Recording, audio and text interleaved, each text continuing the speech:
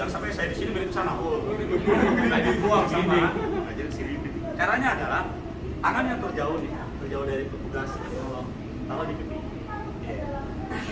Tangan yang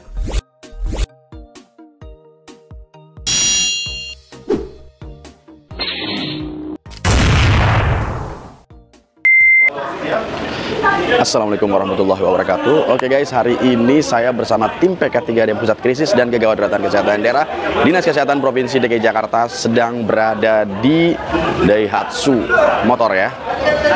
Jadi kita seperti biasa melakukan edukasi tentang bagaimana caranya penanganan pada kasus jantung dan perdarahan. Nah, seperti apa keseruannya? Kita ikuti ya, semoga bermanfaat. Let's go. Ya, assalamualaikum warahmatullahi wabarakatuh. Waalaikumsalam warahmatullahi wabarakatuh. Ya, sebelumnya safety komitmen saya berusaha membuat jalur aman, nyaman, bahagia, dan naiknya degradasi memberikan apresiasi dan motivasi yang membangun. Dan rasa syukur saya alhamdulillah pada pagi hari ini bisa bersyukur berkumpul dengan bapak-bapak semua dengan kondisi yang walafiat ya. Amin amin amin. Siapa ya? Alhamdulillah. Karena sebentar lagi kita akan dapat pelaksanaan yang luar biasa Pak dari tim PK3D. 2004 masuk ya. Ini ambulan kapal kita yang ada di Pulau Seribu. Kita punya 2 kapal ambulans.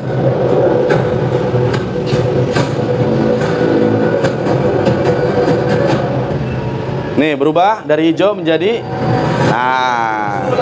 disulap ya.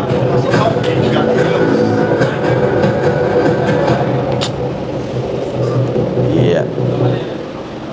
Ya, gitu ya. Jadi warnanya berubah dari hijau menjadi putih. Ya, lebih cerah memang. Lagi tren lah. Kenapa? Lagi tren ya Pak? Oh iya. Baik. Nah, Bapak Ibu, karena tupoksi kita adalah selain ambulans, itu kan ada kegiatan edukasi ya, pembekalan kepada masyarakat. Nah, ini salah satu yang utamanya adalah layanan ambulan. Ambulan kita tersebar di 6 wilayah. 5 wilayah yang ada di Jakarta Barat, Selatan, Timur, Pusat, Utara. Kemudian 1 wilayah ada di Kepulauan Seribu. Ya, Bapak-bapak kalau di Pulau Seribu itu warga siapa? Warga mana? Jakarta, ya. Warga Jakarta yang ada di Kepulauan Seribu. Ya, Bapak-bapak kalau di Jakarta lebih gampang. Amit-amit kalau sakit kita tinggal datang ke puskesmas, ke rumah sakit. Kalau di sana susah, Pak. Ya, vaskesnya terbatas. Puskesmasnya juga alatnya, SDM-nya terbatas. Sehingga kalau mungkin ada yang sakit perlu dikirim, maka dia dibawa dulu ke rumah sakit yang ada di Pulau Pramuka. Itu RSUD Kepulauan Seribu. Itu juga pun terbatas, sehingga ketika mungkin tempat, kemudian SDM, alatnya terbatas, maka akan dikirim ke Jakarta, ke darat, maka dijemput di dermaga Marina Ancol, nanti dijemput pakai ambulan darat kita, dibawa, bisa ke Sulianti Saroso, bisa ke Koja, bisa ke Tarakan ya, seperti itu, tergantung kebutuhan dari pasiennya ya. Oh, ini kan Oh iya, boleh ada pointernya? video tadi. Oke. Selamat pagi, selamat siang nih Pak. Pagi aja ya. Selamat pagi. Saya pengen yel-yel Pak. Kalau saya bilang selamat pagi, pagi semangat. Pagi. Kalau siang? Siang semangat. Semangat pagi dong, tetap pagi ya. Selamat pagi. Sangat pagi. Tepuk tangan buat kita semua dong. Udah kopi break? Udah pada ngopi? Udah. Boleh sambil ngopi Pak, santai aja di sini Pak. Boleh sambil ngambil kopinya, kita sambil nikmati kopi, kita nikmati materinya juga. Ya, ada makanan nih boleh sambil makan, boleh kita sini santai aja Pak. Oke? Oke, sebelumnya ada pepatah yang bilang tak kenal maka tak sayang. Taaruf dulu Pak, sayang langsung sayang aja si Bapak ya. Salah lagi. Tak kenal maka tak taaruf ya. Nama saya Dr. Zulkarnain, Bapak ini nggak ada ibu-ibu ya? Bapak semua ya. Bapak bisa panggil saya dengan nama Dr. Zul. Kali ini kita akan membahas Pak mengenai materi mengenai BHD atau bantuan hidup dasar. Ada tahu di sini pengertian bantuan hidup dasar? BHD bener. Diulang-ulang. Oke, ada yang pernah melakukan bantuan hidup dasar tuh tahu artinya? Belum. Pernah nolong orang? Pernah nolong orang. Nolong pernah gimana Pak? Contohnya? Ya, ada kehilangan sesuatu gitu. Kehilangan sesuatu dalam hal ini dalam konteks medis pernah? Pernah? Saksi sakaratul maut pernah. Saksi sakaratul maut pernah katanya Pak. Menyaksikan. Luar biasa subhanallah ya. Tergores itu bener Pak. Dikasih apa Pak kalau tergores Pak? Betadin ya. Dikasih apa Pak lagi Pak? Alkohol dikasih apa? Kopi ya biasanya gitu ya kita ya. Kasih bekicot ya, kasih minyak rem gitu ya Pak ya. Ya biasa gitu ya kalau misalnya. Ya, misalkan bapak-bapak atau ibu-ibu sini, bapak-bapak semua pernah melakukan BHD, salah satu bentuknya adalah benar tadi kata Bapak bilang apa? Menghentikan perdarahan atau penanganan luka itu salah satu bentuk bantuan hidup dasar Pak. Ya, salah satu bantuan hidup dasar adalah salah satunya adalah penanganan luka. Atau pernah ada nonton Indosiar, sering nonton Indosiar di sini? Ya, sering digejut-gejut dadanya tuh. Ya, pernah nonton nggak? Istrinya lagi nonton Indosiar itu sinetron ya. Yang pernah tapi pernah lihat yang apa namanya pasien di rumah sakit tuh yang digejut dadanya, pernah lihat? Pernah. Terus dokternya bilang apa biasanya Pak? Kami sudah berusaha semaksimal mungkin gitu. Ya gitu ya biasa ya. Kami sudah berusaha semaksimal itu ciri khas banget itu sinetron ya. Oke, next kita lanjut Pak. Nah ini Pak, definisi dari bantuan hidup dasar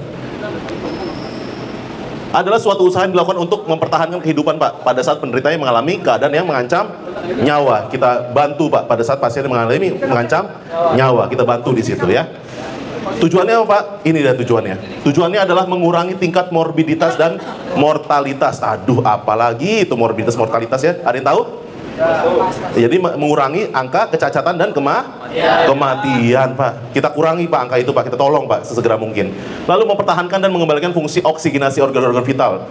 Ya, jadi pada saat Bapak melakukan CPR atau RJP nanti kita akan bahas, itu jantungnya berhenti Pak. Fungsi jantung apa Pak kalau ada yang tahu? Memompa darah ke seluruh tubuh. Kalau misalkan jantungnya berhenti, ke organ-organ vital ada nggak darahnya? Nggak ada, karena dinamo atau baterai utama kita ada di jantung Pak. Kalau jantungnya berhenti, nggak ada lagi suplai darah ke organ-organ Pak. Otomatis nggak ada oksigen tuh Pak. Ya, pasiennya lama-lama bisa metong Pak ya, metong. Ya, nah ini Pak. Jadi misalkan bapak-bapak, nah di sini ya, telat melakukan CPR contohnya, RJP Pak, yang dari digejut-gejut itu, telat 4-6 menit Pak, ketika pasien mengalami henti jantung, 4-6 menit, ini yang terjadi Pak. Sel-sel otak akan mengalami kematian Pak, 4-6 menit kita telat. Di sini ada yang bisa nahan napas selama 4-6 menit? 7 tangan? Iqbal, Pak Iqbal. Oh, Pak Iqbal. Bisa Pak Iqbal, 4-6 menit tahan napas. Oh, dua Iqbal. Oke ya. Jadi nggak bisa kita nahan napas ya, apalagi ini Pak. 4-6 menit kita tidak melakukan pertolongan tadi RJP tadi, resusitasi jantung paru atau CPR tadi. 4-6 menit otak akan mengalami kematian Pak. Sel-sel otak akan mengalami kematian. Lebih dari itu Pak, 8-10 menit kerusakan otak yang irreversible atau permanen, sudah tidak bisa dibalikin lagi Pak, kembali seperti semula Pak. Ditambah pasiennya 8-10 menit metong Pak. Ya, metong lagi ya. Oke. Nah, ini Pak, salah satu bentuk bantuan hidup dasar yang berikutnya adalah pertolongan pada pasien tersedak. Tolong ya, bapak-bapak di sini jangan salah artikan ya di gambar ini ya. Saya mohon banget jangan salah artikan gambar ini ya. Ini suka salah persepsi nih gambar ini biasanya nih. Ya, pernah di sini tersedak Pak? Siapa pernah tersedak di sini? 7 tangan. Siapa yang pernah tersedak? Pawo. Siapa Pawo? Oh, Pawo tersedak apa Pak? Biasa kalau kita sering tersedak apa kalau lagi makan Pak? Duri ya, biasanya nyangkut ya. Terus pertolongan pertamanya dengan cara apa Pak? Ambil nasi gitu ya, kita gumpel-gumpel gitu ya, biasa gitu ya, bener ya, ambil nasi atau roti atau bener-bener apa makanan padat gitu ya, terus langsung kita telan, dikunyah nggak? Nggak kunyah. Beruntung kalau diameternya lebih kecil daripada diameter tenggorokan. Kalau pas kita gumpel-gumpel di diameter lebih besar daripada diameter tenggorokan, nyangkut Pak, duri keluar, nyawanya hilang ya Pak ya, ya malah tersedak ya, seperti itu. Nah ini Pak ciri khasnya Pak. Pada pasien-pasien tersedak Pak, misalkan lagi makan bakso gitu ya, nggak bagi-bagi sendirian ngumpet-ngumpet ya, terus tersedak. Apa ciri-cirinya adalah seperti ini Pak. Yang pertama adalah batuk Pak. Batuk. Kenapa batuk? Karena pasien atau korban berusaha untuk mengeluarkan sumbatannya. Refleks Pak, batuk itu refleks. Ya, pasti ada batuk. Lalu apalagi Pak? Sesak nafas pasti. Soalnya tersumbat ya total ya. Udara tidak bisa masuk ke dalam tenggorokan ya. Lalu suaranya serak ya. Pasti, karena sulit bicara. Nah, sulit bicara juga. Lalu memegang leher. Tanda khasnya salah satunya adalah memegang leher. Ini ciri khas sekali pada pasien-pasien tersedak. Pasti memegang leher. Lalu wajahnya kemerahan karena tidak ada aliran udara ke dalam paru-paru karena tersumbat tadi. Lemas, bahkan bisa sampai tidak sadarkan diri. Seperti itu. Ini contohnya Pak.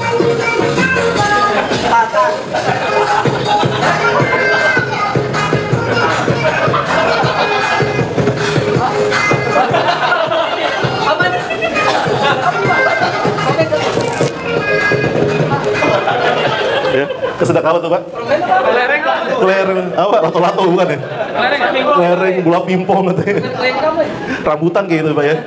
Temannya asik kayak joget TikTok depannya. Untung bisa keluar tuh Pak. Ya, untungnya bisa keluar. Itu salah satu contoh video pasien tersebut untungnya bisa keluar Pak. Untungnya bisa keluar tuh Pak sumbatannya. Bagaimana jika tidak bisa keluar Pak? Apa yang harus dilakukan? Ada yang tahu?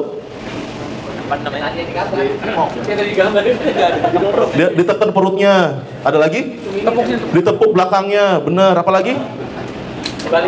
Dibalikin. Diputer ya Pak. Diputer ya. Oke, jawabannya bener Pak. Hampir tepat. Yang harus kita lakukan adalah ini Pak. Nah, ini harus kita lakukan pada pasien-pasien tersedak atau tersumbat jalan nafasnya. Apa yang harus kita lakukan? Yang pertama ada back blow Pak. Apa itu back blow? Tepukan di punggung.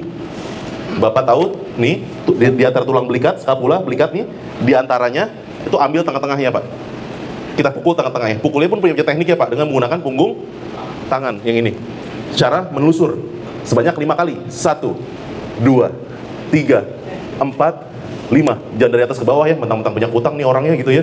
Saya dendam nih, saya banyak utang nih sama orang nih gitu, langsung hajar itu jangan ya, kasihan. Ya, cukup 5 kali aja Pak. 1, menelusur dari belakang ke depan. 1, 2, jangan dari atas ke bawah ya, tapi menelusur. 1, 2, 3, 4, 5. Sebanyak 5 kali. Belum keluar juga Pak, apa yang harus dilakukan? Kita lakukan teknik kedua Pak, abdominal thrust atau hentakan di perut. Ya, cara dengan cara apa? Bagaimana caranya? Jempol kita sembunyiin Pak, seperti ini. Ya, kita taruh di antara pusar dengan ulu hati, tengah-tengahnya Pak.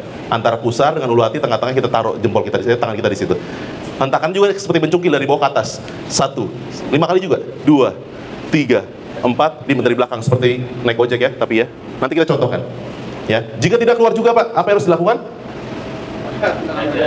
Lanjut lagi Pak, back blow, 5 kali lagi back blow. Terus sampai benda asingnya keluar. Nggak keluar lagi, lanjut abdominal thrust. Nah dok, di sini ada teknik namanya chest thrust. Apa ini chest thrust? Hentakan di dada. Kapan kita lakukan hentakan di dada atau chest thrust? Pada pasien yang gagal. Ibu hamil Pak. Ya nggak boleh ya. Pada pasien ibu hamil atau bapak hamil ya Pak ya. Ya bapak ya. Ya. Susah ya Pak ya kalau bapak hamil ya, begini nih nggak nyampe ya, makanya hentakannya di dada seperti itu ya. Bapak hamil ya. Oke. Pertanyaannya Pak, Bapak lagi makan sendirian nih, makan cilok Pak di rumah, nggak ada orang di rumah Pak, atau makan bakso di rumah. Keselak Pak, sedek, nggak bisa napas, nggak ada orang, apa yang harus dilakukan Pak? Nggak keluar Pak. Lari aja Lari. Boleh lari terus, lemes pasti, nggak bisa napas. Sebelum lari apa sih kita lakukan Pak? Cari apa Pak? Panggil tukang cilok, suruh keluarin ciloknya Pak ya. Panggil lagi Pak ya, tanggung jawab ya, gara-gara cilok lu nih gitu ya. Apa yang harus dilakukan Pak? Ambil bangku, bener Pak, siapa namanya Pak? Pak Syafi'i. Pak siapa? Pak Syafi'i, bener Pak, cari bangku. Contohnya seperti ini ya Pak ya. Bangku yang ujungnya oval Pak. Jangan pagar depan rumah ya Pak ya, tapi ya tembus iya ya. Cari depan yang ujungnya oval. Tekniknya seperti ini Pak.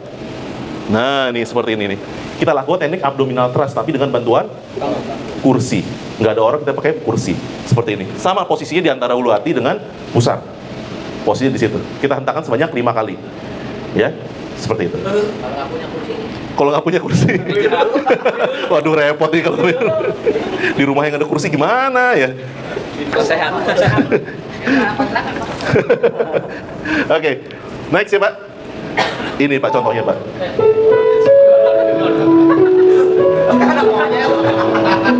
Jadi kita belajar dari monyet ini. Belajar dari monyet kita.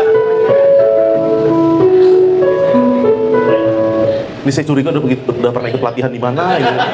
Ya, saya curiga dia pernah ikut pelatihan ya. Jadi jangan kalah sama monyet ya. RJP Pak, bantuan hidup dasar berikutnya adalah RJP. Sudah saya singgung di awal Pak, RJP tahu kan? Resusitasi jantung paru. Ya, RJP resusitasi jantung paru yang kayak dadanya digenjot-genjot gitu Pak. Yang sudah saya singgung di awal itu bentuk adalah RJP. Nah, seperti ini Pak RJP Pak. Ya. RJP di sini adalah serangkaian tindakan memberikan nafas buatan pada dan pijatan jantung bagian luar pada penderita yang mengalami henti nafas dan henti jantung. RJP mutlak dilakukan pada pasien yang mengalami henti jantung. Tandanya apa Pak henti jantung Pak? Tidak ada denyut nadi 100 buat bapaknya. Ya. Di mana kita raba nadinya? Leher. Coba masing-masing diraba di leher. Ada nggak nadinya? 2 sampai 3 cm, 2 sampai 3 cm ke arah kiri kanan jakun, kiri kanan sama aja, ke arah samping. Ada denyutannya? Kalau nggak ada kita RJP bareng-bareng, setuju ya di sini ya? Ya? Kalau nggak ada kita RJP bareng-bareng ya? Ada terasa? Ada. Nggak ada yang nggak teraba? Takut semua nih. Takut semua ya? Ya, ada ya denyutannya ya, pakai 2 jari Pak di ujung jarinya. Di ujung jari aja. Karena di ujung jari ini kita lebih sensitif. Pusat sensorisnya ada di ujung-ujung jari. Ya, diraba. Ada denyutannya. Nah, denyut itu adalah mewakili jantung kita, Pak. Denyutannya kencang, jantung kita juga kencang, Pak. Denyutan lambat, jantung kita juga lambat. Denyutan yang nggak ada, otomatis pasiennya mengalami henti jantung. Ya, RJP dilakukan mutlak pada pasien yang mengalami henti jantung. Tandanya tidak ada denyutan di leher, seperti itu ya. Nah, ini Pak SOP-nya, Pak. Pada saat kita melakukan RJP, boleh difoto, boleh dicatat, boleh dihafal. Nanti yang akan kita tanyakan ini Pak, pada saat prakteknya. Apa dulu dari awal? Yang paling pertama adalah 3A dulu. Apa itu 3A? Aman diri, aman lingkungan, aman pasien. Aman diri dengan cara apa Pak? Aman diri dengan cara apa? Memakai APD minimal. Kita pakai sarung tangan. Pertanyaannya ada kecelakaan di pinggir jalan gitu ya Pak ya. Bapak mau nolongin nih. Bukan kecelakaan henti jantung di pinggir jalan gitu ya. Atau di halte busway Bapak mau nolongin. Tapi Bapak bawa handscoon kemana-mana. Sarung tangan. Enggak kan? Pakai apa Pak pengganti sarung tangan? Selain itu? Pakai pelapis tangan yang kedap air Pak. Contohnya plastik. Ya, boleh kita lilitin plastik di tangan kita. Yang penting jangan skin to skin Pak. Kita nggak tahu Pak pasiennya riwayat sakit apa, ada infeksi menular kah? Ya, kita nggak tahu riwayat pasien sebelumnya ada penyakit apa yang bisa menularkan ke penolong. Makanya kita harus proteksi diri kita dulu dengan memakai penutup tangan. Kalau nggak ada handscoon boleh pakai plastik. Ya, yang pokoknya kedap air seperti itu. 3 sudah kita lakukan. Ya, aman diri sudah kita lakukan. Kemudian aman lingkungan. Pada saat kita memindahkan pasien ya, kita lihat dulu di lingkungan pasien ada kerumunan nggak? Kalau ada kerumunan kita kondisikan dulu kerumunannya seperti itu ya, atau tengah-tengah jalan itu kita pinggirkan dulu ke pinggir jalan seperti itu. Lalu aman terakhir baru aman pasien Pak. Kita lihat di bawah pasien ada beling-beling tidak ya, ada batu-batu tidak yang berpotensi mencederai pasien. Jadi kalau tidak ada, 3 sudah kita lakukan, aman semuanya, baru kita cek kesadaran. Caranya dengan cara menepuk-nepuk Pak di bahunya. Tepuk aja langsung, Pak atau Bu, kita tepuk-tepuk di bagian bahunya. Ya, tidak sadar Pak, tidak ada respon maksudnya. Langsung call for help. Tidak ada respon, langsung call for help atau panggil bantuan. Jangan cek nadi dulu. Sudah kita tahu tidak sadar, baru kita cari bantuan. Telepon ke 112 atau 119 atau cari fasilitas kesehatan terdekat atau rumah sakit terdekat. Suruh datang seperti itu, ya. Lalu setelah kita panggil bantuan, kita harus cek nadi. Langsung. Ketika panggil bantuan, kita langsung cek nadi. Nadi di mana tadi, Pak?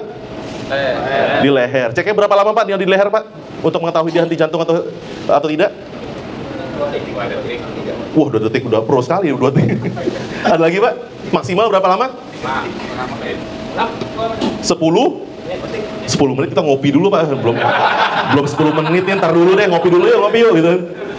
10 maksimal 10 detik Pak ya. Nggak boleh lewat dari itu Pak. Harus 10 menit itu ngopi dulu bisa itu. Ya, baru dicek lagi nadinya ya. Oke, cek nadi di mana? Di leher tadi selama kurang lebih 10 atau maksimal 10 detik. Lalu sambil kita cek nadi, kita lihat dadanya, Pak. Kembang kepis atau enggak? Ya, tangan kita di sini, tapi mata kita ke dadanya. Ya, pasien berbaring nih, kita cek nadi di leher, sambil kita lihat dadanya, scan breathing. Kita lihat dadanya masih kembang kepis atau enggak. Kalau tidak ada nadinya, tidak ada pergerakan dadanya, baru kita lakukan kompresi. Apa itu kompresi? Yang tadi Pak, kita genjot tuh dadanya. Tidak ada nadi, tidak ada pergerakan dinding dada atau tidak ada nafasnya, baru kita lakukan kompresi. Kompresi berbanding ventilasi adalah 30/2. Apa itu ventilasi? Dari mulut ke mulut atau nafas buatan. Pertanyaannya, boleh nggak sekarang Pak mulut ke mulut? Boleh. Boleh nggak? Nggak boleh. Ada pasien usia 25 tahun Pak, gitu kan, cantik ya gitu. Udah lupa Pak. Darurat ya Pak ya. Ada terus dia henti jantung Pak, kita nggak tahu kan henti jantung kan bisa menimpa di umur berapa aja ya. Ya, tidak sadarkan diri Pak. Mau nggak mulut ke mulut? Mau. Kenapa enggak ya Pak ya? Why not? Itu kan demi kebaikan juga. Demi kebaikan. Demi kebaikan katanya. Ya. Jadi tidak boleh apapun kondisi dari mulut ke mulut. Kita nggak tahu Pak. Sekali lagi kita harus prinsipnya aman diri dulu Pak. Kita harus amankan diri buat penolong. Itu yang prioritas utama. Kita nggak tahu sakit pasien itu riwayat sakit pasien apa. Apakah ada infeksi, ada HIV maaf, ada TB ya. Kita nggak tahu ada hepatitis kah. Pada saat kita mulut ke mulut langsung tertular seperti itu ya. Ya. Jadi sekarang tidak boleh dari mulut ke mulut. Cukup kompresi saja Pak sebanyak 30 Pak. Kalau menemukan pasien di jantung, kita raba nadi yang nggak ada, napasnya nggak ada, kita lakukan kompresi terus saja sampai bantuannya datang, nggak usah mulut ke mulut. Tidak disarankan lagi dari mulut ke mulut. Kalau ada alatnya Pak, nanti kita ada alatnya Pak, namanya BVM atau back valve mask, ya, atau alat bagging atau kantong udara. Kita boleh pakai itu sebanyak 2 kali hembusan. Tetap prinsipnya 30/2. Itu 1 siklus Pak. Kita lakukan sebanyak 5 siklus. 1 siklus itu 30 kali kompresi, 1, 2, 3, 30, 2 kali pemberian nafas buatan. Itu baru 1 siklus. Kita lakukan sebanyak 5 siklus. 1 siklus itu berpasangan. 30/2. Itu 1 siklus. Kita lakukan sebanyak 5 siklus. Nah, pertanyaannya Pak, kompresi di sini ada letaknya juga Pak. Letak kompresi, ya. Di mana Pak? Ada yang tahu letak kompresi? Letak tangan kita di dadanya di mana? Di ulu hati. Kurang tepat? Di atas Tengah dada. Di tengah dada, tepatnya di mana Pak? Kalau pada laki-laki tempat kita lakukan kompresinya itu di antara 2 puting susu pada laki-laki. Tapi kalau pada perempuan jangan pada 2 puting susu Pak. Perempuannya usia 70 tahun, 80 tahun Pak. Udah turun ke bawah Pak, ntar yang kompresi itu di paha Pak. Kok nggak ada daya Kak? Waktu itu kita ikut. Kayak saya waktu itu ikut pelatihan ini deh, kayak diantar 2 puting susu gitu kan. Kok nih nenek usia 80 tahun udah turun ke bawah gitu Pak. Kok di paha ntar ya. kalau nampak Bisa dilipat ya Pak. Ya, kalau pada perempuan beda lagi Pak. Kalau pada perempuan 2 jari di atas ulu, 2 jari di atas ulu hati. Posisi sama kok Pak. Ya, 2 jari di atas ulu hati posisi sama. Kalau pada laki-laki di antara 2 puting susu, kalau pada perempuan 2 jari di atas ulu hati. Disitulah letak kita melakukan kompresinya Pak. Di situ ya. Tadi berapa lama? Berapa siklus tadi kita lakukan? 5 siklus. 1 siklus terdiri dari 30 kompresi berbanding 2 kali pemberian nafas atau ventilasi seperti itu ya. Oke. Di sini tulisan buka jalan nafas Pak. Pada saat kita memberikan nafas buatan, dagu kita kalau bisa korbannya atau pasiennya kita dongain Pak. Kita buka, dimaksud buka jalan nafas kita dongain. Enak mana Pak? Nafas begini atau nafas begini? Begini kan? Didongain. Nah, kita dongain dagunya Pak. Didoain nih. Didongain Pak, berdoain. Oke ya. coba kalau misal pakai kita ada alat ambubek gitu nggak apa-apa juga. Nggak apa-apa. Wih, Bapak pernah pakai ambubek, Pak? Hebat ya Bapak ini. Sultan Pak. Mau kemana-mana ya ambubek tuh ya. Taruh bawah nih. Hebat Bapaknya tahu ambubek ya. Sultan Pak. Sultan. Oke, sampai saat ini ada pertanyaan mengenai SOP-nya? Pakai pick gimana tuh? Gimana Pak? Sering pakai pick. Sering pakai fix gimana? Ya, silakan. Yang kompresi 30/2 itu belum paham secara detail Pak. Ya, jadi 30/2 pada saat kita lakukan cek nadi tadi, kita cek nadi nih, ya, cek nadi nggak teraba Pak. Terus pas kita lihat dadanya, nggak ada pergerakan nafasnya. Baru kita lakukan kompresi langsung RJP Pak. RJP itu 30/2. 30 kali kompresi, tekan dadanya yang tadi lokasinya sudah saya sebutkan, kalau laki-laki di antara 2 puting susu, 30, 1, 2, 3, 4, 5, 6, sampai 30. Setelah 30 kita berikan bagging sebanyak 2 kali. Nafas buatan. Ya, 1, 2. Itu 1 siklus. Itu nafas buatan ini ya. Kan tadi Pakai alat. kan Pakai alat. Kita ada alatnya nanti. Nah, kalau nggak ada alatnya gimana Pak yang tadi sudah dijelaskan? Cukup kompresi saja sampai bantuannya datang. Cukup kompresi aja. Berapa tekanan itu Pak? Nanti ada kita pelajari tekanannya. Sabar sebentar. Udah nggak sabar nih Bapak ini ya. Ada tekniknya Pak. Ya. Oke. Udah ada pertanyaan?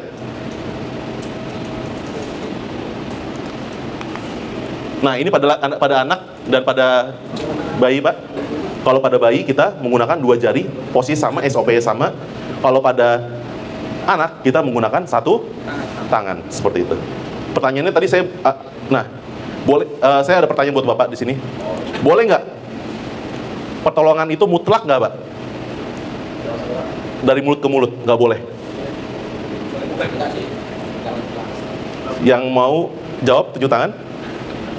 Boleh nggak mulut ke mulut itu dilakukan? Siapa yang mau tunjuk tangan? Coba tunjuk tangan. Boleh Pak. Coba. Namanya siapa Pak? Oh iya. Kalau udah sesuai kesehatan dari mulut ke mulut kalau kita tahu riwayatnya gitu. Ya. Bagus 100 ya Pak. Siapa namanya Pak? Pak siapa? Pak Ahmad. Boleh. Pak Ahmad, tepuk tangan buat Pak Ahmad. Kita punya souvenir Pak buat Pak Ahmad karena bisa menjawab ya nanti ya. Oke, buat Pak Ahmad. Boleh. Jadi mutlak itu mulut ke mulut sebenarnya boleh dilakukan asalkan ya kita tahu riwayat sakitnya ya Pak ya. Misalkan sanak saudara kita sendiri, maaf misalkan dari ibu bapak atau keluarga kita yakin betul nggak ada penyakit apa-apa, boleh kita lakukan dari mulut ke mulut seperti itu. Jadi tidak boleh mutlak, nggak harus mulut ke mulut, nggak boleh bukan seperti itu ya. Kalau tidak mulut ke mulut dilakukan kalau kita nggak tahu riwayat sakitnya pasiennya apa, apakah ada penyakit infeksi dan lainnya seperti itu ya. Nah ini Pak, tadi Pak siapa nanya Pak? Tito. Pak Tito nanya gimana nih tekniknya nih. Nah kita punya Pak RJP berkualitas seperti apa Pak? RJP berkualitas itu di sini adalah kedalamannya 5 cm, 5 sampai 6 cm atau sepertiga dinding dada Pak. Gimana sepertiga dinding dada? Ini Pak. Ini dada kita ya. Kita bagi sepertiganya 1, 2, 3. Nah kedalamannya segitu. Ya, nggak boleh 2/3 atau 3/3 ya. Jangan ya. Jadi sepertiga aja. Ambles ntar ya. Atau 5 sampai 6 cm cukup. Nanti kita pelajari tekniknya. Kita ada bawa alatnya seperti itu ya. Terus kecepatannya 100 sampai 120 kali per menit, Pak. Kita ambil kecepatannya itu, Pak, 100 sampai 120 kali per menit. Kalau kita konversi ke detik, Pak, kita ambil yang paling terakhir, Pak. Paling cepat, paling lama. 120 kali per menit. Kalau kita konversi ke detik, per detiknya berapa? Berapa kali per detiknya? 120 kali per menit. Kalau per detiknya jadi berapa kali? 2 kali. Jadi per detik kita sudah melakukan 2 kali pompa. Itu kecepatannya 1, 2. Itu 1 detik. 1, 2. Jadi nggak boleh cepet-cepet ya, atau lambat ya. Dan menggunakan bahasa Indonesia yang baik dan benar. Di sini ada orang Madura. Ada orang Madura sih. Gimana Pak? Langsung ketawa Pak. Tuh satu gitu ya. Tuh satu gitu ya. Atau orang Papua di sini Pak ya. Ada orang Papua di sini. Padahal baru 1, dia udah 3 Pak. 1, 2, 3 gitu ya. Padahal baru 1, dulu udah 3 gitu. Ya. Oke, jadi per detiknya kita coba lakukan minimal sudah melakukan 2 kali, itu kecepatannya segitu. 1, 2, itu 1 detik. Ya, seperti itu. Lalu kembang dada sempurna, Pak. Recoil sempurna. Pada saat kita pompa jantungnya, Pak, set, turun ke bawah, kita biarkan dulu dia ngembang dulu, Pak. Kembali posisi seperti semula dulu, baru kita boleh tekan lagi. Jangan pada saat kita tekan, dadanya belum kembang sempurna, kita tekan lagi. Ya, jangan seperti itu. Lalu tidak berlebihan dalam melakukan ventilasi. Tadi nafasnya, pemberian nafas tidak berlebihan. Karena paru-paru kita punya volume, kapasitas paru, Pak. Jadi pada saat kita beri nafas buatan pun jangan mentang-mentang badan kita gede ya, langsung gitu ya. Bisa pecah paru-paru ntar Pak ya. Jadi cukup, nanti ada alatnya cukup sesuai dengan irama nafasnya, itu kita pelajari juga. Ya, jangan berlebihan, jangan seperti itu. Jadi perlahan aja pada saat kita pompanya. Seperti itu. Lalu minimal interupsi. Jadi perpindahan antara pemberian nafas buatan satu korban 2 penolong, Pak. Nanti kita coba simulasi. Pada saat perpindahan antara yang beri nafas buatan dengan yang kompresi tadi, itu perpindahan bisa capek nih, yang kompresi capek nih. Perpindah gantian yang berikan ventilasi ya atau nafas buatan. Perpindahannya itu tidak kurang dari 10 detik, Pak. Tidak kurang dari 10 detik. Jadi harus cepat. Misal mau gantian harus cepat. Ya, seperti itu. Nah, ini adalah posisi miring mantap, Pak. Dilakukan jika sudah teraba nadinya atau pasien bisa diselamatkan. Seperti itu. Ya, jika pada saat kompresi ini sudah 5 siklus, setelah 5 siklus cek nadi, wajib ya, setelah 5 siklus cek nadi ya. Setelah 5 siklus cek nadi. Nadi alhamdulillah teraba, Pak. Apa yang harus dilakukan? Ini, Pak, posisi miring mantap. Nanti juga kita pelajari di sini, posisi miring mantap. Ya. Atau recovery position.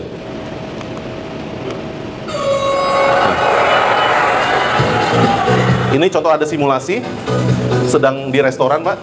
Ada laki-laki Nah, di sini ada korban. Tiba-tiba pasiennya mengalami henti jantung. No, jantungnya berhenti. Jatuh, tidak sadarkan diri. Apa yang harus dilakukan? Karena Bapak udah ikut pelatihan, Bapak langsung inisiatif untuk menolong. Dan ragu, boleh nggak nih mulut ke mulut? Akhirnya tidak dilakukan mulut ke mulut. Jadi hands only CPR, cuman tangannya aja yang main. Nggak usah dari mulut ke mulut. Nah, cukup kompresi aja. Iramnya kayak irama diskon. Nah, yang tadi jantungnya berhenti, kita bangkitkan kembali, Pak. Nah, seperti itu.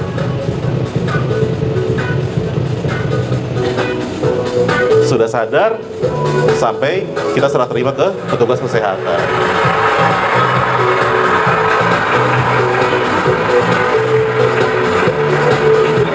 Oke, ada pertanyaan? Boleh Pak, silakan. Terkait ini Pak, itu penyebab vitalnya apa sih sampai jantung kayak gitu? Jadi, kenapa bisa mengalami henti jantung gitu ya Pak ya? Karena tersumbatnya aliran darah atau pembuluh darah mengarah ke jantung Pak. Ya, maksudnya penyebabnya apa? Oh, banyakan. Oh ya, penyebabnya apa? Jadi penyebab. Jadi salah.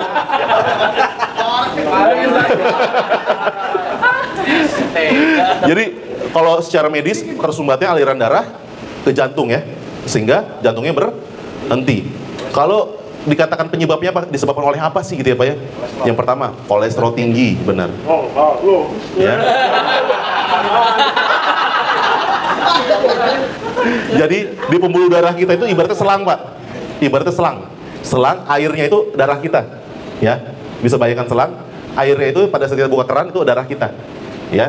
Pada saat punya kolesterol tinggi, ya, itu di situ ada kotoran Pak yang nempel di selang-selangnya. Lemaknya nempel di selang-selangnya, dalam selangnya Pak. Terus Bapak ada hipertensi juga. Pertama tadi apa? Kolesterol. Kedua ada hipertensi. Kenapa hipertensi? Pada saat selangnya Pak kita tutup setengah, kenceng nggak? Kenceng nggak? Kenceng kan? Itu namanya hipertensi Pak. Makanya cepat aliran darahnya. Plak-plak kotoran tadi ke bawah nggak? Ke bawah kan? Kedorong kan? Kedorong, kesumbat ke jantung. Lama-lama jantungnya akan berhenti. Makanya ada pernah nyeri dada di sini? Sakit dada? Hati-hati, jangan dianggap sepele Pak. Nyeri dada kiri itu awal mula dari penyakit jantung Pak. Ya, sering nyeri dada ya, diabaikan aja, jangan, nggak boleh. Misal nyeri dada paling masuk angin, jangan. Mendingan cek langsung. Ya, awalnya nyeri dada Pak, lama-lama bisa rest. Nyeri dada itu disebabkan karena aliran oksigen yang ke jantung itu menurun karena ada plak itu Pak. Jadi sempit, ya. Jadi jantungnya itu kurang oksigen, mati. Jadi tadi nyeri dada, sakit dadanya. Seperti lama-lama kalau plaknya makin lama makin penuh, bisa tersumbat total, otomatis dia akan mengalami henti jantung seperti itu. Makanya bahaya sekali ya. Tandanya nyeri dada sebelah kiri, nyeri dada tembus sampai belakang, ya, keringat dingin, sesak, dan seperti tertimpa beban berat. Itu tandanya Pak. Ya, hati-hati pada pasien yang mengalami hiperkolesterol. Kalau kolesterol berlebihan dan mempunyai darah tinggi, seperti itu. Ada punya darah tinggi di sini? Punya darah tinggi? Kalau punya darah tinggi, itu wajib minum obat seumur hidup Pak. Kenapa wajib minum obat seumur hidup kalau pada pasien darah tinggi? Biar darahnya turun. Biar darahnya turun, benar, biar darah turun. Karena obat darah tinggi itu sebagai portal Pak. Ya, pada saat portal itu, pada saat darahnya tiba-tiba tinggi, ini ada yang ngalangin Pak. Jadi ditutup nih, supaya dia nggak tinggi. Jadi kalau misalkan nggak ada obatnya, kebuka terus portalnya, lama-lama bisa tinggi. Darah tinggi bisa menyebabkan, pertama, sakit jantung. Yang kedua, stroke. Stroke ada lagi tuh Pak, banyak. Ada penyumbatan bisa perdarahan. Makanya itu hati-hati sekali. Ya, ada lagi pertanyaan? Cukup Pak? Cukup. Ada lagi pertanyaan? Oh, sering ngantuk. Kalau sering ngantuk adalah ngantuk itu adalah mekanisme tubuh Pak. Karena ada otak nih ngebaca kurang oksigen, makanya pada saat ngantuk itu biasanya apa Pak? Menguap ya Pak ya. Itu respon tubuh untuk memasukkan oksigen lebih banyak seperti itu. Bisa juga karena pasien-pasien gula Pak, DM. Karena gulanya di darahnya tinggi, otomatis dia bisa gampang ngantuk. Seperti habis makan ngantuk nggak? Contohnya ngantuk kan? Habis makan gula kan langsung meningkat. Otomatis pasiennya akan atau korban mengalami ngantuk. Seperti itu. Begitu juga dengan pasien-pasien gula atau DM ya. Seperti itu. Dianalogikan seperti itu. Kita lanjut ya Pak ya? Lanjut. Oke. Nah ini Pak. Jika menemukan pasien ini apa harus dilakukan, Pak? Telepon ambulans. Telepon ambulans, benar sekali, Pak. Minimal kita bisa tahu atau tahu nomor telepon ambulans. Ini apa, Pak? Luka terbuka ya, Pak ya? Kalau ini apa nih, Pak? Patah ya. Ini luka nih yang sering laki-laki atau perempuan nih, Pak? Kira-kira, Pak? Laki-laki. Laki-laki sering luka ya, Pak ya? Bener, Pak, laki-laki sering luka, Pak. Perempuan artinya, Pak. Yang sering luka laki-laki perempuan, Pak? Laki-laki. Oke, di sini luka dan patah tulang ini jelas sekali Pak Ronson ya. Terpisah ya 2 segmen ya. Nih, sini ya, terpisah antara 2 segmen ya. Nah, ini udah pada ngerti lah ya pengertian luka ya. Udah seringnya luka ya, Pak ya? Saya jelaskan sedikit. Di sini rusaknya jaringan tubuh yang dapat disebabkan oleh karena benda tajam, benda tumpul, perubahan suhu, zat kimia, ledakan, sengatan listrik atau gigitan hewan. Nah, ini Pak contoh lukanya, Pak. Ya, misalkan di tempat kerja Bapak ya, ada yang mengalami ini ya. Ada luka tusuk ya. Ada luka lecet, luka tembak, luka gigitan, luka bakar, luka amputasi atau luka robek seperti ini. Apa yang harus dilakukan, Pak? Jika terdapat luka? Yang pertama, kita harus aman diri dulu, tetap prinsipnya. Ya, kita harus memakai APD. Oke, lalu kita bersihkan luka dengan menggunakan air mengalir. Kalau misalnya di jalan nggak ada air mengalir, pakai apa, Pak? Aqua boleh, air mineral boleh gitu ya. Jadi tidak, kalau pada emergensi prinsipnya tidak harus steril tapi cukup bersih. Ya, kalau steril nanti di fasilitas kesehatan atau rumah sakit atau lain-lainnya. Nah, lalu kita tutup lukanya, Pak. Dengan cara apa tutup luka, Pak? Balut dengan apa? Kain bersih. Di jalan nggak ada kain bersih, Pak. Nggak ada yang mau ngasih kain, Pak, atau baju yang nggak ada yang mau ngasih, Pak. Pakai apa, Pak? Pakai plastik. Nggak ada plastik, Pak. Pakai tangan. Sampai kapan, Pak? Darahnya ngalir terus, Pak. Diikat pakai apa? Ikat pakai tali pinggang, boleh. Apalagi selain itu? Pakai karet. Pakai baju ya, boleh. Tapi saat itu semua nggak ada, biasa kita lakukan apa yang paling sederhana? Tutupnya dengan cara apa? Memakai, bisa dibeli warung atau di Indomaret pasti ada, Pak. Pakai pembalut, Pak. Boleh pakai pembalut ya. Misalkan ada luka nih, Pak ya, 10 cm nih, luka terbuka 10 cm di dahi nih ya. Ambil pembalut boleh, Pak, tapi jangan yang ada wingset extranet ya, Pak ya. Ada extranet pakai tutup sini lebar ntar ya. Ini kenapa nih orang ya? Pakai pembalut di muka ya. Boleh pakai pembalut ya. Prinsipnya pembalut itu adalah menyerap darah dan steril tentunya ya. Pampers boleh kalau ada pampers. Langsung masukin ya, Pak. Oke, tutup luka, lalu hentikan perdarahan dengan cara kita menekan langsung. Kita tekan, Pak, lukanya, Pak.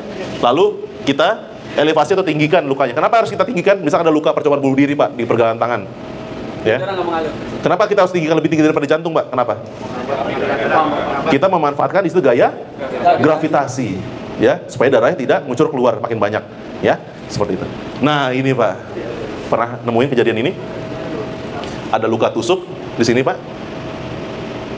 Pertanyaannya, pada pasien atau korban yang mengalami luka tusuk, luka tembus seperti ini, boleh nggak kita cabut? Nggak boleh. Tunjuk tangan, siapa yang mau jawab? Kenapa dan alasannya kenapa? Silakan, Pak. Nggak boleh, Pak, karena kalau kita ambil atau angkat, resiko lebih berbahaya. Berbahaya kenapa? Ya, kita kan nggak tahu nanti terjadi pendarahan atau infeksi atau dan lain. Ya, oke, terima kasih, Pak. Siapa? Rodi. Pak Rodi. 100 buat Pak Rodi, tepuk tangan. Jadi nggak boleh ya, Pak, pada pasien-pasien yang mengalami luka tusuk atau luka tembus kita cabut, Pak. Kenapa? Sudah dijelaskan sama Pak Rodi, karena bisa menyebabkan perdarahan. Kita nggak tahu nih, yang ketusuk itu pembuluh darah besar atau pembuluh darah kecil, Pak. Ya, nanti kita cabut, nanti malah terjadi perdarahan. Nanti pasiennya kehabisan darah lama-lama, Pak. Seperti itu. Ada kasus nih, Pak. Misalkan Pak Rodi nih, ya, Pak Rodi nemuin ada kasus begal nih, luka tancap nih, Pak, di punggung. Biasanya kan kita ada mobil pickup lewat, pakai mobil pickup aja kita bawa ya, biasa ya. Nah, selama perjalanan itu, Pak, copot, Pak, pisaunya, Pak, goloknya, Pak. Pertanyaannya, boleh nggak kita tancapin lagi tuh, Pak? Kayaknya saya waktu itu ikut pelatihan nggak boleh sampai tercabut deh, saya masukin lagi gitu. Kurang pas ya, Pak ya, kurang presisi gitu ya. Kurang dalam gitu, boleh nggak, Pak? Perasaan waktu saya ikut pelatihan nggak boleh deh, ini sampai lepas ya, saya dimasukin lagi gitu, set gitu ya, lebih dalam gitu ya. Nggak boleh ya. Oke, gambar berikutnya, Pak. Ini apa, Pak? Usus ya, Pak ya. Jadiin apa nih, Pak, enaknya nih, Pak? Sate ya, tambosu ya, nasi anget sama sambal hijau ya ini. Ya. Usus, kalau keluar gini boleh nggak Pak dimasukin lagi? Boleh Pak. Boleh. Kenapa boleh Pak dimasukin lagi? Karena kalau di luar itu kan kena oksigen dia akan mengembang. Akan mengembang. Usus ayam. Pak siapa namanya? Boston. Pak Boston. Pak Boston katanya boleh. Ada lagi jawaban yang lain? Kenapa Pak tidak boleh? Sudah rusak. Ada lagi yang bisa menjawab? Kenapa alasan tidak boleh dan boleh? Kata kontaminasi dari luar. Jadi boleh dimasukkan atau tidak? Nggak boleh buru-buru. Nggak boleh diburu-buru. Oke. Jadi jawaban tepatnya adalah tidak boleh dimasukkan kembali. Kenapa? Benar kata bapaknya. Karena sudah terkontaminasi udara luar. Kita nggak tahu kan udara itu kan kotor Pak. Ya, kalau bisa menempel di bagian ususnya. Kalau kita masukkan kembali itu partikel-partikel kecil yang tidak kasat mata bisa masuk ke dalam tubuh. Iya. Cukup kita tutup dengan menggunakan kalau ada kasa steril saja. Dibasahi dengan cairan infus. Seperti itu. Kalau nggak ada, cukup panggil bantuan saja. Atau kita tutup dengan menggunakan kain bersih. Tapi ya, dipastikan bersih ya. Tutup aja pakai kain bersih. Jadi prinsipnya tidak boleh dimasukkan kembali usus yang sudah keluar. Seperti itu. Nah, ini tadi soalnya ya, 4T ya. Tutup, tekan, tinggikan, titik tekan. Kita tutup lukanya, kita tekan lukanya di daerah lukanya, terus kita tinggikan lukanya, lalu kita titik tekan. Di mana titik tekannya Pak? Di sini titik tekannya Pak. Misal ada luka di sini Pak, di pergelangan tangan, kita tekan di bagian sini, supaya darahnya tidak mengalir. Seperti ini kita tekan di sini, ya, di sini titik tekannya. Lanjut, patah tulang. Nah, ini Pak. Kalau Bapak menemukan ada nyeri di sekitar tulang pada saat terjatuh gitu ya, atau lagi main bola ya, atau olahraga ya, nyeri di sekitar tulang, ada perubahan bentuk ya Pak, ada bengkak sama keterbatasan geraknya terbatas, itu nyeri ya, atau digerakkan, itu kita harus curiga patah tulang, seperti itu. Ini Pak contohnya Pak, patah tulang Pak. Jadi patah tulang itu dibagi menjadi dua Pak, patah tulang tertutup dan patah tulang terbuka. Apa itu patah tulang tertutup? Jika tulang ini tidak terjadi patahan di tulang tapi tidak sampai menembus kulit, tidak sampai menembus kulit Pak, itu tertutup, jadi masih di dalam kulit. Kalau terbuka seperti ini Pak, dia sampai menembus kulit. Parahan mana Pak, tertutup atau terbuka? Ya, sama-sama berbahaya ya, tertutup dan terbuka. Nah ini Pak yang harus kita lakukan jika kita menemukan korban patah tulang. Nanti kan kita pelajari lebih lengkap ya. Kita prinsipnya adalah menjaga atau memfiksasi kakinya seperti ini supaya tidak banyak gerak seperti itu. Nanti lebih jelasnya kita coba di prakteknya ya, kita jelaskan. Terakhir dari saya Pak, dari gambar ini mana yang salah, mana yang benar Pak cara mengangkatnya Pak? Yang wanita atau yang perempuan? Wanita atau laki-laki? Yang mana yang salah? Kenapa yang ini salah Pak? Karena bebannya di punggung Pak. Bebannya ada di punggung ya, karena bebannya ada di punggung. Atau laki-laki selalu salah. Wanita selalu benar. Ya, benar ya tadi Pak ya, bebannya ada di punggung ya. Kalau kita ngangkat posisi ini biasanya yang sering terjadi apa Pak? Encok ya Pak ya, atau kita sering sebutnya apa Pak? Saraf kejepit gitu ya. Nah, yang benar tuh perempuan ya, karena tumpuannya di tulang panjang atau di tulang kaki seperti itu. Sedikit Pak materi mengenai pemindahan. Pada saat kita mengangkut korban atau melakukan pemindahan beban, ya, kita perlu nilai beban dulu Pak, kita mampu nggak untuk mengangkat beban tersebut. Kalau nggak mampu, mending jangan. Lalu jarak antara kedua lengan itu 30 cm menghadap depan. Jadi kita posisikan kuda-kuda 30 cm. Lalu regangkan dan posisikan kaki. Lalu jongkok seperti gambar yang tadi, perempuan tadi, dan jaga punggung. Dekatkan tubuh ke arah objek, jangan memutar dan nilai kemampuan diri dan rekan jika saya minta bantuan ke orang lain. Nah, pemindahan korban di sini Pak, ya, ada dua tipe. Ada yang darurat dan non darurat. Kalau yang darurat Pak, ini jika kondisinya tidak stabil Pak. Kondisi tidak stabil. Bagaimana kondisi tidak stabil? Contohnya misalnya pada kebakaran ya, gedung runtuh, bencana alam ya, banjir dan lain-lainnya seperti itu ya. Yang kondisi tidak stabil boleh kita lakukan teknik pengangkatan ini Pak. Ya, ada pengangkatan tarikan baju, tarikan selimut, tarikan lengan, cradle carry, vervator drugs, vervator carry atau piggyback carry. Seperti ini. Ya, ini boleh kita lakukan pada kondisinya darurat atau lingkungannya tidak stabil seperti ini. Kalau misalkan dia stabil Pak, nah nggak ada apa-apa nih, nggak ada penyulit nih di lingkungannya, kita pengangkatan ekstremitas Pak, seperti ini. Atau pengangkatan langsung dari tempat itu juga boleh, direct ground lift seperti ini, atau lock roll seperti ini. Nanti ini ya. Kalau misalkan bapak-bapak biasanya menemukan pasien korban kecelakaan di pinggir jalan, biasanya cara ngangkatnya gimana Pak? seret ya, kaki kiri, kaki kanan diangkat ya, tangan kiri, tangan kanan diangkat, palanya angguk-angguk ya. Padahal cederanya di kepala Pak. Jadi di leher ini hati-hati Pak, di leher ini adalah pusat kesadaran, pusat kardiovaskuler, pusat jantung, pusat pernafasan. Makanya bahaya sekali kalau ada cedera di leher ya. Jangan sampai kita ngangkat itu melupakan lehernya Pak. Ya, jangan sampai. Makanya kita pakai teknik seperti ini. Nah, 4 orang nih, lock roll. Nah, ini bisa kita pakai long span board atau ini bisa tim medis yang datang nih pakai neck collar ya dan menggunakan head immobilizer. Oke, sudah dari saya Pak. Ada pertanyaan? Ya, boleh silakan. Saya tadi terkait RJP. Boleh. Kalau kita sudah tahu dia punya histori udah pernah pasang cincin gitu Pak, di jantung, dia mengalami serangan jantung, henti jantung. RJP gitu. Boleh. Pada pasien-pasien yang mengalami udah pasang ring jantung atau apa namanya bypass ya, itu boleh kita lakukan RJP, tetap kita lakukan RJP sama gitu. Enggak. Ya kita kan jantungnya bukan pembuluh darahnya. Ring cincin jantung itu kecil sekali Pak, kecil sekali. Yang penting kita penekanan di jantungnya bukan di pembuluh darahnya seperti itu. Jadi nggak apa-apa misalkan pada pasien-pasien yang ada riwayat pasang ring jantung atau PCI ya atau bypass jantung itu nggak apa-apa, kita lakukan RJP pada pasien yang mengalami henti jantung. Oke, ada lagi pertanyaan Pak? Boleh, silakan. Itu yang mengenai RJP, kalau kondisi jantung itu kan berhenti ya? Kalau kondisi jantung itu masih berdetak, ya. Boleh nggak Pak? Kalau pada pasien yang kita RJP, kalau pada pasien yang masih ada jantung yang berdetak, tidak boleh dilakukan RJP, tidak boleh. Jadi RJP dilakukan pada mutlak pada pasien yang mengalami henti jantung.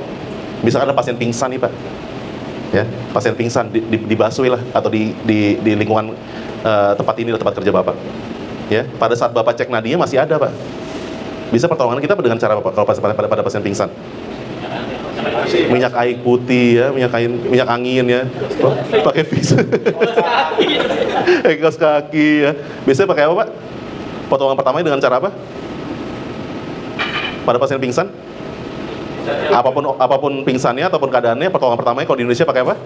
Teh manis anget biasanya gitu ya. Boleh nggak pakai teh manis anget? Boleh asalkan pasiennya sudah sadar penuh. Jangan sampai pasien pingsan, kita raba nadia masih ada, masih gelir-gelir gitu, pingsan kita cekokin teh, minum dulu gitu. Biasa kita gitu kan? Jangan, nggak boleh karena bisa masuk ke saluran pernafasan karena belum sadar penuh. Boleh kita kasih teh manis anget asalkan bisa sadar penuh. Tandanya apa Pak? Bisa komunikasi dengan baik, ditanya namanya bisa, ditanya kenapa kamu pingsan, udah makan atau belum bisa menjawab seperti itu. Kalau misalkan belum sadar penuh, tidak boleh dikasih teh manis hangat. Seperti itu. Ya.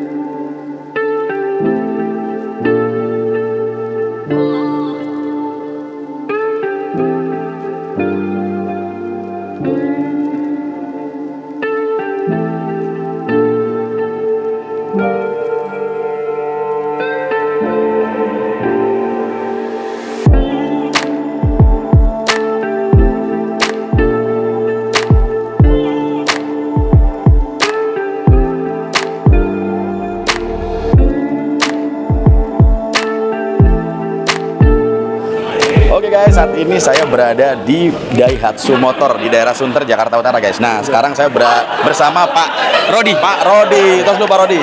Ini Pak Rodi ini kebetulan sebagai peserta juga nih Pak Rodi. Pak Rodi ini yang peserta ini pegawai di bagian apa aja Pak Rodi? Ini ada tim leader up dan juga ada tim TKTD, tim kesiapsiagaan tanggap darurat. Yes, mantap. Pak, kira-kira kenapa sih kita harus belajar tentang penanganan kegawat daruratan? Bisa dijelaskan? Ya, ini penting sih ya Pak buat kita semua. Ini bisa, kan hal-hal kayak gitu tidak mungkin kita hindari ya. Semua bisa terjadi di kapan aja, nggak mesti di tempat kerja, juga bisa di kehidupan sehari-hari. Kalau kita nggak punya basic, kita nggak punya pengetahuan, kita bingung. Apalagi kalau itu yang terjadi di keluarga kita sendiri. Ah, luar biasa. Jadi kita tetap harus belajar ya guys. Jadi karena ya betul juga ya kata Pak Rodi tadi, karena kejadian ini bisa terjadi kapanpun, dimanapun, oleh siapapun. Betul. Mudah-mudahan bermanfaat. Pokoknya sukses buat pegawai di Daihatsu Motor. Amin. Kira-kira ada mungkin pesan motivasi buat teman-teman? Buat teman-teman, kita belajar sampai tua pun kita harus tetap belajar. Karena apa yang kita pelajari insya Allah bermanfaat buat kita dan juga buat orang lain. Oke. Sukses buat kita semua, semoga bermanfaat. Salam sehat.